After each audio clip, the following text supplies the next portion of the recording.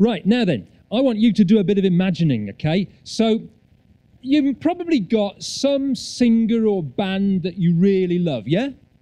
Who's your favourite singer or band? Who's yours? Lady Leisure. Anyone else like Lady Leisure? Hey, you're on your own there. But don't worry, you are, someone who, you don't follow the crowd. You think for yourself. Anyone else? I mean, I was surprised, maybe I'm judging these girls by the standard of others. Don't any of you like One Direction? Only one? I thought One Direction would really be... Is it because they've split up now that you've all gone off them? Yeah. Well, you two can do a bit of imagining. Just imagine if Lady Leisure said, come and sing with us, all right? Or One Direction said, come and sing with us. Imagine that. If there you were at a gig and they asked you to come up on stage and sing. Would you like that? No. Oh, right. Okay. Do any of you like any sport? I mean, now, again, I'm not... Oh, it's football. Good. What team?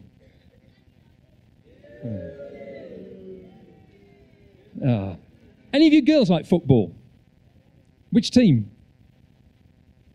I forgot. You've forgotten.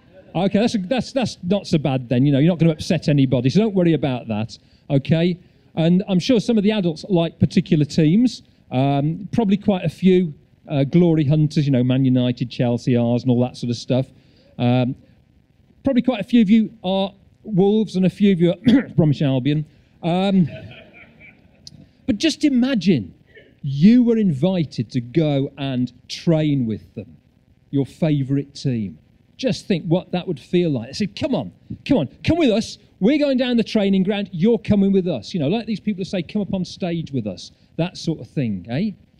Or what's your favourite TV programme? You must have a favourite TV programme. Anyone want to tell us? Oh, you've got a favourite?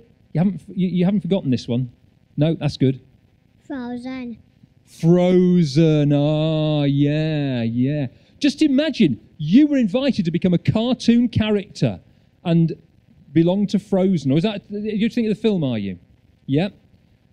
Anyone got any favourite film stars they like? No? Do you have any favourite anything that you like? Oh, there's only about two of you like anything, it seems. What is it? Sweet. Sweets. What? I don't know a film star called Sweets. What film has Sweets been in? You like sweets, okay. So, again, one or two. Hands up if you like sweets. Oh, we're getting somewhere at last. We're getting somewhere. I was thinking this is hard work. Yeah, okay, imagine you were asked to go and work in the Cadbury's factory where they make all the chocolates. Wouldn't you like that? Yeah. So I want you to imagine that. You're asked to follow maybe someone famous. How many of you have heard of Twitter? You older ones have, haven't you? Yeah. And what's Twitter all about? What do you do on Twitter? You tweet. Okay? What? Tweet. And people follow folks on Twitter, don't they? For those young little ones who don't know, Twitter's something on the internet where people go on and they write stuff. They might say, oh, I had a pizza this morning for my breakfast. How many had pizza for breakfast this morning? No? Nobody. Or they might put something like, I think the world would be a lot better if we were all nice to each other. All right? And stuff like that. Or, hey, I think that One Direction are just rubbish. Okay? And people follow what people say on Twitter, and they follow famous people, what famous people say. Okay? So just imagine you're following somebody famous. What would that feel like? Hey? What about, you said you like One Direction. What if they asked you to follow them on tour? Well, they're not touring anymore. What if they asked you to do that? Great. Do you think when you got to know them, you might be a bit disappointed? Yeah, because they're actually just, people who can sing a bit. There's a mate of mine called, his mate of my son, called John, and he went to school with Liam Payne from One Direction. And Liam Payne used to go cross-country running with him. They were mates. And then Liam Payne became famous, and he blanked this John out. That's a bit sad, isn't it? You let him down. Those of us who follow football teams, how many people have been let down by West Bromwich Albion? Come on, be truth. There's obviously no Albion fans here then today. Oh, right, yeah. And have you been let down by Wolves? Over and over and over and over. I couldn't even beat 9 men yesterday, for goodness sake. God. And what happened if you went and somebody took you around the Cadbury's factory? Do you think you get a bit fed up of chocolate after a bit? No. Maybe that wouldn't be a letdown then. But you know, people we follow often let us down, or teams we follow. Why do you think they let us down? They're not perfect. Yeah. They're just human beings. What if you could follow someone who would never let you down? Eh? Who would always be there for you? Who would be perfect? Well, I want to tell you a bit about somebody who did that. In fact, I'm going to read a bit from the Bible. And it might be that I can get some of you to come and just act this out for me while I do it. Who's up for that? Only one? I can't do it just... Oh, good, we got 2 or 3. Come on out. If you want to help, come on out and help me, all right? Because what I'm going to do, I'm going to read this from the Bible. It's found in the Gospel of Mark in the New Testament and chapter 1. Okay, a few more? No more? I could do with a few more. Oh, a couple more. Fantastic. Yay. We've probably got enough here, just about. Okay, who wants to be a fisherman? You two. You want to be a fisherman? You two, do you? Okay, you two then. If you just stand on that step there, okay, you're fisherman there. And let's have a couple more fishermen. Okay, do you want to be a fisherman as well? No? Do you want to be Jesus? No? Do you want to be Zebedee, who's the fisherman's dad? Because if you're not going to be any of those things, you'll just have to be a lake. Okay, you want to be what? You want to be Zebedee, do you? Okay, right. Okay, can you come and stand then with... well, if you just stand over there, Zebedee, okay. You two had better be fishermen as well, I think, actually. See, that's your dad. So can you go and stand with him? Your names are James and John. So go and stand by your dad, okay. Your names are Peter and Andrew, okay. Yeah, okay, you can be Peter, you can be Andrew. Right? And... well, I tell you what, why don't we get David Bell out? He can be Jesus. Because that was it. He hasn't got the right sandals on, but never mind. He can be Jesus. So, you're going to have to orchestrate this lot, you know, David, because you know the story. So, this is happening at the Sea of Galilee. Oh, we've got another person to help as well, have we? Or, you know what, right. Sea of Galilee, which actually wasn't a sea, it was a lake, about 14 miles long and 7 miles wide. And what these people are doing, well, they're by the Sea of Galilee. So Jesus comes along, here's the sea. Okay, they're all getting wet in the sea, by the way. We'll imagine they're all fish, shall we? Do any of them look like fish to you? Don't point to the ones you think, okay?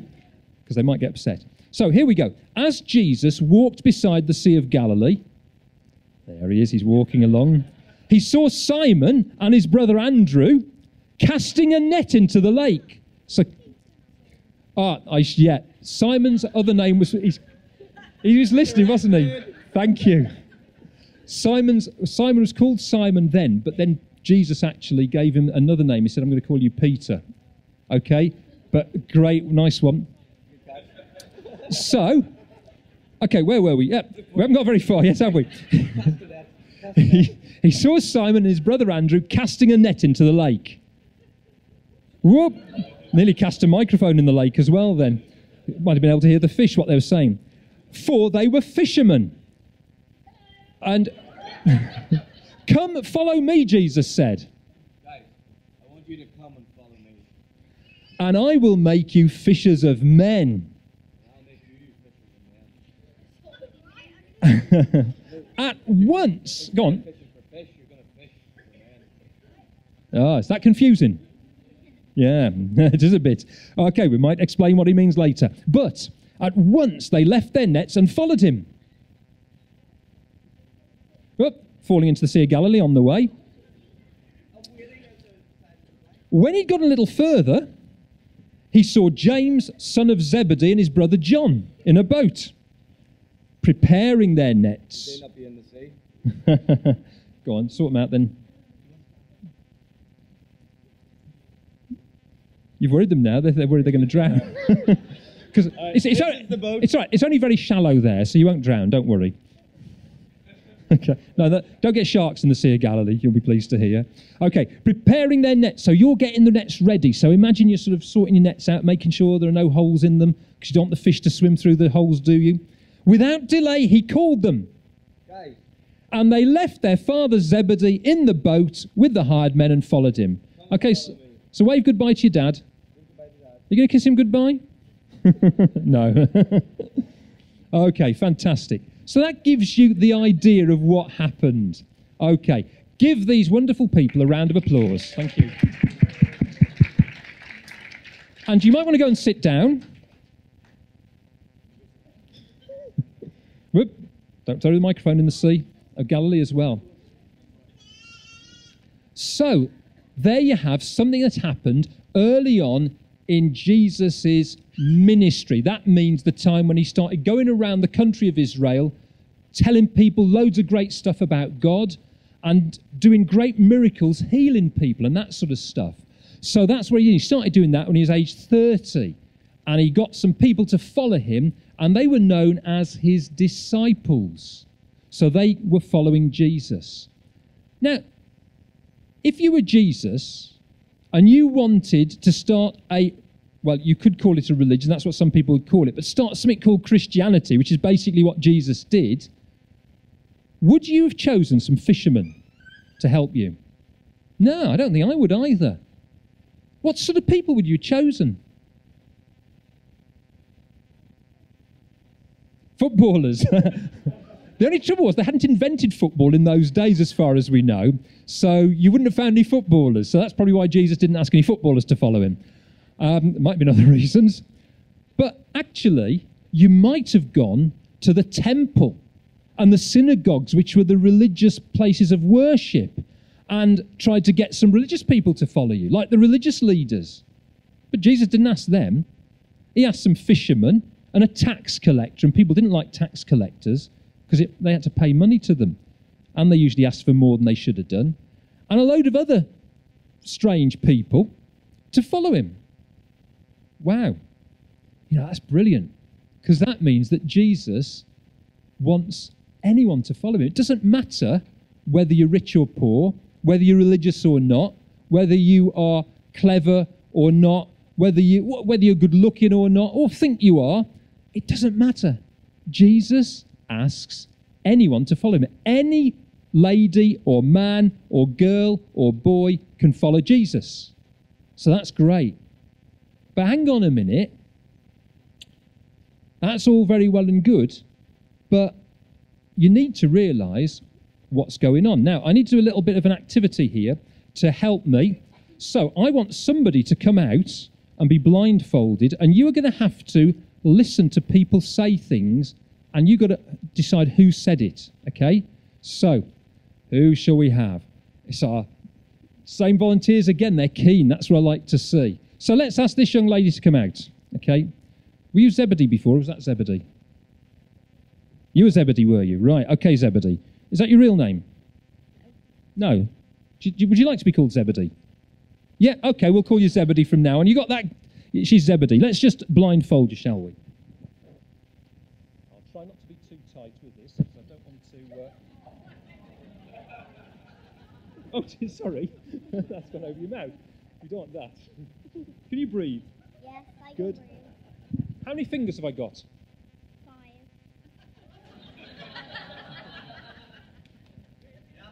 Very... Well, actually, I've got 8. 4 on one and 4 on the other, and 2 thumbs, just to catch you out. Okay, so what I'm going to do is ask these other people to come up. I'm sure we've got plenty of volunteers. I need you to read something out, okay? So I need people to come up, hopefully people who Zebedee knows, all right, who are going to read something out, and Zebedee's got to guess who said it. So, can you come and take something to read out, please? 5 people, that would be great. Are they always this keen to volunteer? Come on, let's have some of these on this row, shall we? Yeah, go on. Go on, go on, go on. Yes, fantastic. We've got some people. Right, do you want to come out and read these out loud and see if Zebedee can tell who it is? So who's going to start? You're going to start. You're going to start. Okay. I really think you're beautiful. Okay, who really thinks you're beautiful? Who said that? Is that your name? Bethany. Brilliant. Okay, well done. Now then. Now, do you know what it says on there?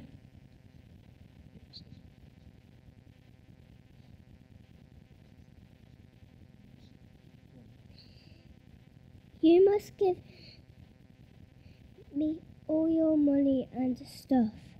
Okay, who wants all your money and stuff? I don't know her name. Ah, right. Well, can you describe her? What she look like? She has a dress on and she has a necklace.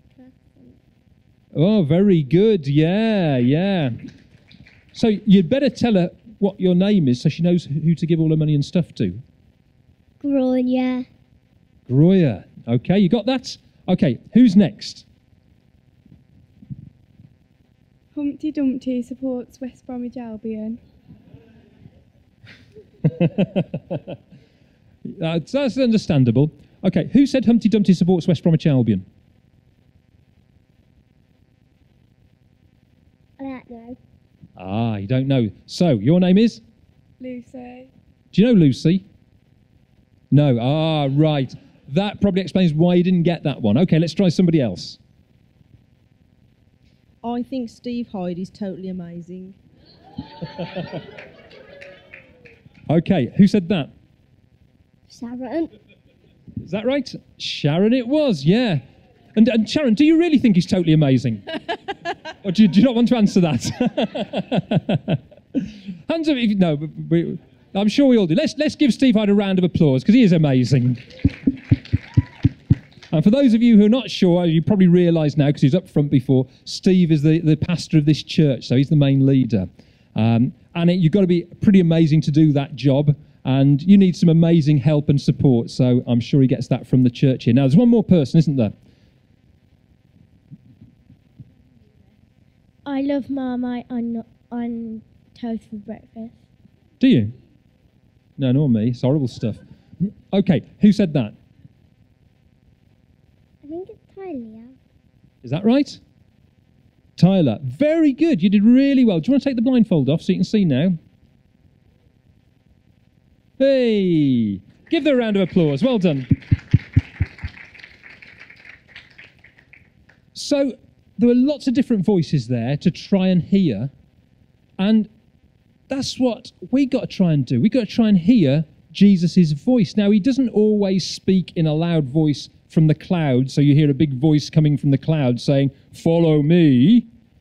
But he speaks sometimes when we read the Bible and we think, wow, I think God's trying to say something to me. I think Jesus wants to say something to me. Or sometimes he might speak into our mind. We get a thought come to our mind, and if it's a good thought that fits with what the Bible says, then that's Jesus speaking to us. So that's how he often speaks to us today. And there are other ways he can do it as well. So that's important, to try and listen for the voice of Jesus, to hear him speaking. But you know, following Jesus isn't always so easy. Now, this is where I need another volunteer to be blindfolded. Okay? So, let's have this young lady here. Okay, we'll have one of the older ones. So, out you come. What was your name again? Was it Tyler? It was Tyler, right.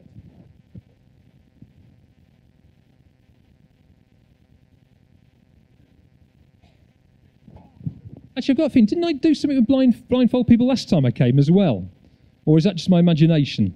Yeah? I don't always blindfold people everywhere I go, honestly. Now then, what I want is a load of you to stand along the front here in a sort of random, not exactly a line. I want you to leave spaces between each other, okay? So can you just sort of stand along the front here? Okay, can I have some more, please? Any from the back there going to come and stand out here for me? Oh, they've all run off. Oh, they're for the front now. Ah, yeah. Okay. Okay, so just stand in a sort of... You need to stand where Tyler can walk round you. So you might want to stand down here a little bit and leave a bit of space so she can walk round you. And then I need somebody to come and guide Tyler around. Somebody want to come and guide her? Okay, out you come. So can you bring her up to this end, please? Oh, good. She looks like she doesn't know where she's going. Now, come on, so you spread out a little bit, because she's got to go in and out of each one of you. So she's going to walk in one of you and out of the other. So leave a bit of space. Okay. Right. Now then, do you know how you're going to guide her? You're going to have to tell her where to go. You're not allowed to touch her, unless you think she's about to fall over or crash into someone. Then you can touch her. Okay? Off you go. And to make it more difficult, the rest of you, can you just talk a bit?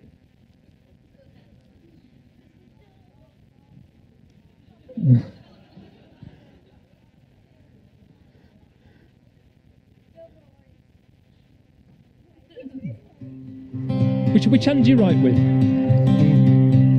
In my wrestling and in my doubts, I think you'll have to grab her quick before she goes into something. You won't walk out.